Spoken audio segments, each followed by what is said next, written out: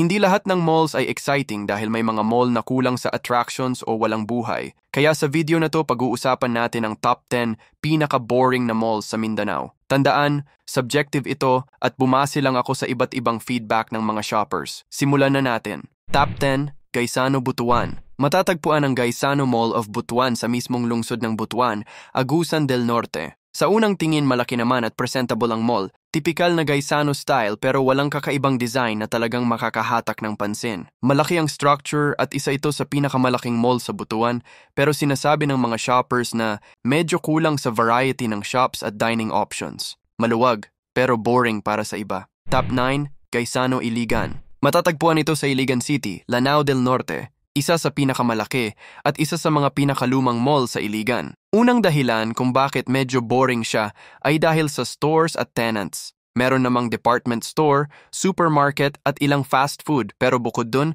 halos wala ka ng ibang makikita. At ang madalas na reklamo ng mga shoppers, hindi ganun ka-friendly na mga staff at may mga escalator na hindi gumagana.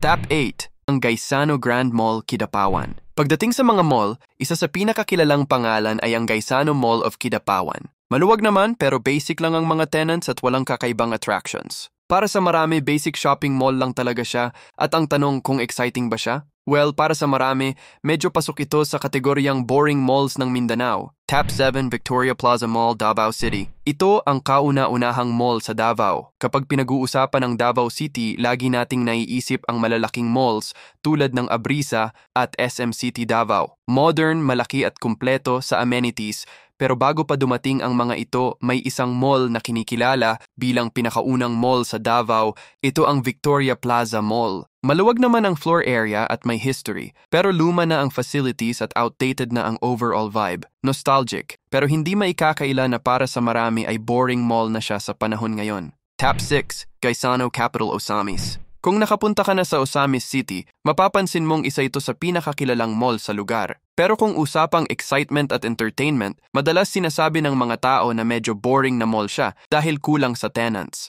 Yes, functional siya, pero kung ang hanap mo ay malalaking international brands or trendy boutiques, wala ka halos makikita. Ang vibe niya ay parang lumang style na mall na pang basic na shopping lang talaga. Top 5, NCCC Mall Tagum. Ang dahilan kung bakit napabilang ito sa listahan ng mga boring na malls ay ang kakulangan sa tenants at variety. Nandyan naman ang NCCC department store at supermarket na kilala sa murang bilihin pero pagdating sa iba pang shops, halos wala kang makikitang malalaking international brands. Karamihan ay basic clothing shops at local stalls lang kaya kung shopper ka na mahilig mag-explore ng iba't ibang brands o stores, siguradong mabilis kang mauubusan ng mapupuntahan dito. Top 4, Ororama Supercenter. Matatagpuan ang Ororama Supercenter sa Cogon area, isa sa pinaka-busy na parte ng Cagayan de Oro. Kilala siya bilang isa sa mga pinakaunang shopping destinations sa lungsod bago pa dumating ang mga malalaking developers tulad ng Ayala at SM. Kung nung araw, big deal talaga ang Ororama. Ngayon parang napag-iwanan na siya ng panahon dahil medyo outdated na ang format at puro essentials na lang ang laman. Malaki din ang floor area pero wala nang bago. Top 3, Gaisano Capital, Surigao. Isa itong go-to place ng mga taga-Surigao para sa basic shopping. Kung groceries, school supplies, or simpleng bilihin ang hanap mo, nandyan siya para sa'yo. Pero kung titignan mo bilang isang mall experience, mabilis mong mapapansin ang kakulangan. Maluwag din naman pero limited ang dining at tenants. Kung ang hanap mo naman ay iba't ibang fashion brands, gadget shops, or specialty stores, halos wala kang makikita. Karamihan ay local stalls at generic shops lang, kaya kung mahilig kang mag-window shopping, siguradong mabilis kang maiinip sa mall na ito.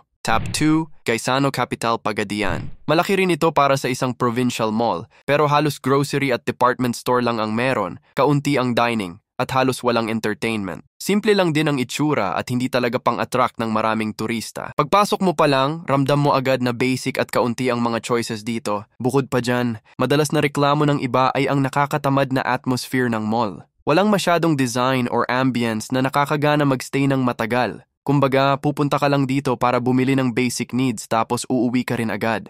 Top 1, Gaisano Capital, Tandag. Ito ang nasa number 1 spot dahil unang tingin pa lang sa labas, makikita mo agad na maliit lang siya kumpara sa malalaking malls na nakasanayan natin. Walang grand entrance, walang modern architecture at napaka-basic lang ng itsura. Pagpasok mo sa loob, halos essentials lang ang meron. Walang entertainment, kulang sa dining at sobrang limited ng mga tenants. Parang isang malaking department store na pinilit gawing mall. Kung nagustuhan mo ang video na to, huwag kalimutan mag-like at mag-subscribe. Salamat po!